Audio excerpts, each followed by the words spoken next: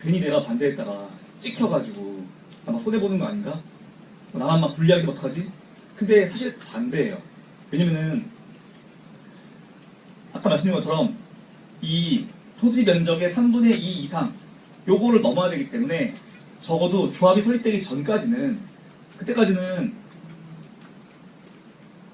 땅 가진 분들을 꼬시기 위해서 노력을 많이 합니다. 옛날에 뭐 알박기 하듯이 오히려 맨 처음에 동의하신 분들에 비해서 나중에 진짜 마지막에 동의하신 분들이 더 감정평가를 잘 받아요. 왜냐면은 감정평가할 때 한 10% 정도는 어차피 질량이 있고, 그리고 아까 말씀드린 고정률 적용하는 거는 되게 여러분 장난칠 수 있는 여지가 있거든요. 그래서 실제로 제가 본 사례들은 그런 거예요. 같이 반대했어요. 같이 반대하다가 그냥 안 되겠다, 우리 이미 끝난 것 같다, 이미 대세가 기운 것 같다 라고 해가지고 한쪽은 그냥 포기하고 사인했습니다. 찬성.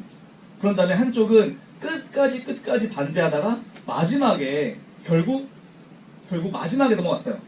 근데 실제로 감정평가 해보니까 바로 옆집인데도 평당가가 한 300달러요. 한 300달러면은 그러면 40평 기준으로 얼마입니까? 억 넘게 차이 나는 거예요.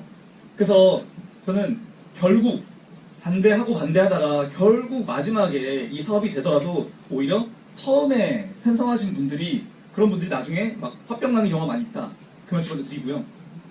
그리고 만약에 반대하다가 결국 그냥 대세가 기울었어요. 조합이 설득됐어요. 그래서 조합이 우리한테 보내요. 자, 우리 지금 조합 설득됐으니까요, 여러분들 우리 들어올지 아니면 현금 청산 받고 나갈지 결정하십시오 라고 했을 때, 만약에 우리가 난 조합은 안 하겠습니다 하면은 그때 이제 매도 청구라고 하는 소송이 들어와요. 그러니까 조합이 원고가 되고 내가 피고가 돼가지고 소송이 들어오는 거예요. 그 소송의 내용은 조합이 감정평가한 금액, 뭐 예를 들어 10억이다, 내가 10억 줄 테니까 땅 넘기고 나가세요 라고 하는 걸 조합이 소송을 걸어요.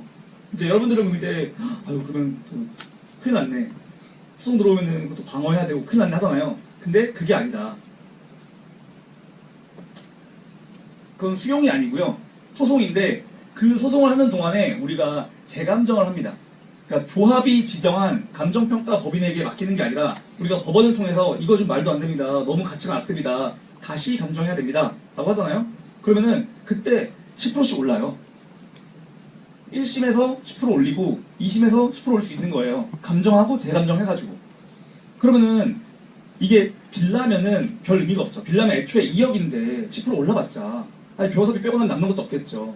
근데 애초에 단독 다가구 같은 경우는 덩치가 크다 보니까, 예를 들어 10억이다, 내 집이 지금 10억, 내가 생각하는 내 집이 10억이다 그러면은 1심에서 10% 올리고 2심에서 10% 올리잖아요. 그러면 2억이 올라가는 거예요. 그렇기 때문에 오히려 이거는 두려워할 필요가 없고, 이런 소송은 적극적으로 활용을 해야지, 그래야지 이득인 겁니다. 이 얘기입니다. 심지어 초기에 동의하신 분들에 비해서 종전재산평가가 잘 받는다. 그리고 소송이 들어온다고 하더라도 그때 층급별로 5에서 10%씩 올린다. 그러면은 이게 수억 올라간다. 그리고 이것도 있어요. 보통 우리 뭐 뉴스 보시면 아시겠지만 재개발한다 그러면은 이거 3년 만에 끝나는 거 없지 않습니까? 뭐 20년 걸리도 많고요. 모아타운 같은 경우도 최소 5에서 10년 걸릴 겁니다. 그러면은 그때 가서 다시 감정평가하면 돼요. 지금 조합에서 감정평가한 금액보다 한 5년 지난 다음에 우리가 버티다가 반대하다가 5년 뒤에 감정평가하잖아요. 이미 시세가 올라와 있어요. 손해가 아니에요. 손해가 아니기 때문에 훨씬 더 이득입니다. 그러니까 결국 우리가 지더라도 마지막까지 버티는 분들이 결국은 이득을 봅니다. 그래서 아까 제가 뭐 알박기 비유를 든 겁니다. 당연히 반대하시는 분들이 잘 반대하셔가지고 똘똘 뭉쳐가지고, 그래서 결국 그 토지 면적 기준 3분의 2 이거를 못 넘기게 만들면은 애초에 그러면 사업이 엎어지는 거니까 걱정할 필요가 없는 거고, 혹시 3분의 2가 넘어버려가지고 그래가지고 대세가 기울었다고 하더라도 소송 두려워하지 말고 마지막까지 버티고 소송하고 1심, 2심 하고, 그렇게 하면은 오히려 금액을 수억씩 더 올려줄 수 있다, 그 얘기입니다. 다음 장에 모아타운에 찬성하는 것이 유리한 사람들은 없나요? 뭐 이거는 명백하죠. 빌라 팔 수 있는 분들, 내가 지금 이 동네에 신축 빌라를 지었어요. 팔아야 돼요. 이런 분들은 대박이죠. 왜냐면 이 빌라 사가시면은 그러면은 아파트 나옵니다. 라고 해서 팔 수 있거든요. 아니면 내가 지금 그 임대사업자를 냈으면은 보통 매도를 못 하는데 임대사업자 뭐 제한이 없다. 내가 지금 팔 수 있는 뭐 통다세대 건물을 가지고 있다. 이런 분들은 대박이죠. 그런 분들은 내가 지금 뭐 월세 받고 있는 다세대 건물 여기가 지금 한 20세대가 있는데 이거 하나하나를 다 쪼개가지고 다 팔 수 있으니까 갭수를 할 수 있으니까 그런 분들은 대박이고 그리고 개발 기대감으로 거래가 활발해지면은 그만큼 중개보수를 많이 받을 수 있는 공인중개사분들 이런 분들은 뭐 찬성하면 이득이죠. 그리고 빌라 다세대 소유자 중에서 이 한 7, 8억 원 되는 추가 분담금을 낼 수 있는 분들 그런 분들은 이득이에요. 아까 말씀드렸듯이 기본적으로 빌라는 모아타운을 하면은 무조건 이득을 보거든요. 단독 다가구 상가주택의 희생을 딛고 이득을 봐요. 근데 몇몇 빌라 같은 경우는 내가 빌라를 가지고 있어도 이 7, 8억 원을 못 내면은 어차피 현금 청산이에요. 이런 분들은 재미를 못 보죠. 아까 말한 것처럼 내가 지금 2억짜리 빌라를 샀어요. 근데 이게 막 모아타운 기대감으로 3억까지 올라갔어요. 그러면 좋지만 어차피 현금 청산되면 의미가 없거든요. 근데 나중에 내가 가지고 있는 빌라가 한 2억 3억이기 때문에 어차피 아파트를 받으려면은 거기서 한 뭐 5억, 7억, 8억 내야 돼요. 더 내야 돼요.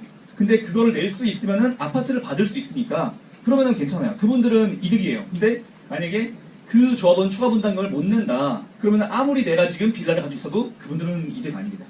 그래서 혹시 지금까지 제가 한 설명 듣고 나는 빌라 가지고 있는데 나는 그럼 무조건 찬성해야겠네? 그것도 아닌 거죠. 추가 분담금 낼 수 있는 분들만 이득입니다. 13번.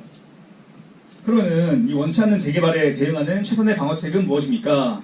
아까 말씀드린 거죠. 3분의 2를 막아야 되는 거예요. 3분의 2를. 토지 면적의 3분의 2. 이게 넘어가면 안 되는 거예요. 근데 이제 어떤 분들은 그래요. 근데 이미 지금 넘어갔는데요? 이미 지금 찬성한 분들이 많아가지고 이미 지금 뭐 다 왔는데요? 근데 아닙니다. 아래 보시면 아시겠지만 서울시에서 모아타운 갈등 방지책을 냈어요. 그래서 토지 면적의 3분의 1 이상 반대하면은 그러면은 모아타운 안 해줘요. 여러분들 지금 단독 다가구 가지고 있다. 그러면 단독 다가구 가지고 있는 분들 조금만 모여도 3분의 1 되거든요. 이거 모으는 거 어렵지 않아요. 그것만 되면은 그러면은 안 해주는 거예요. 서울시가.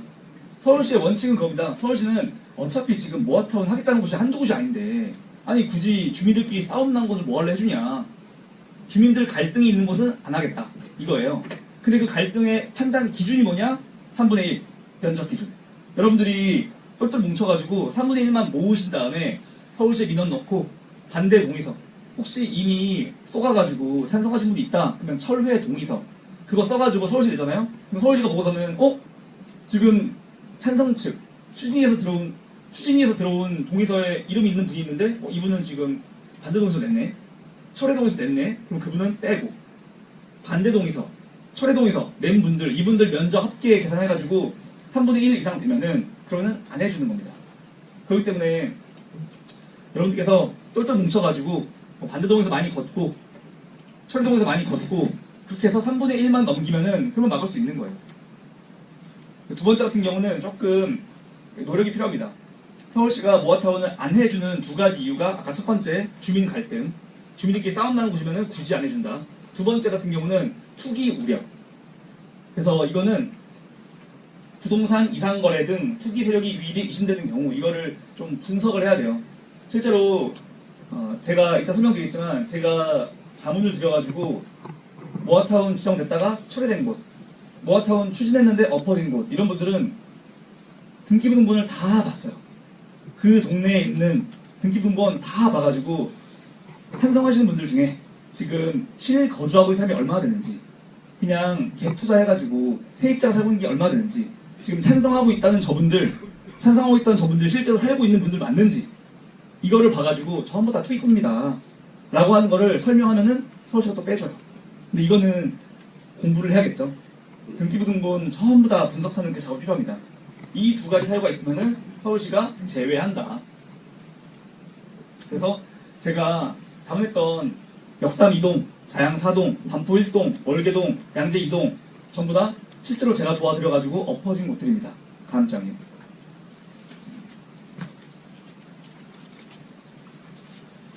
반포 1동 같은 경우는 심지어 소송을 했어요.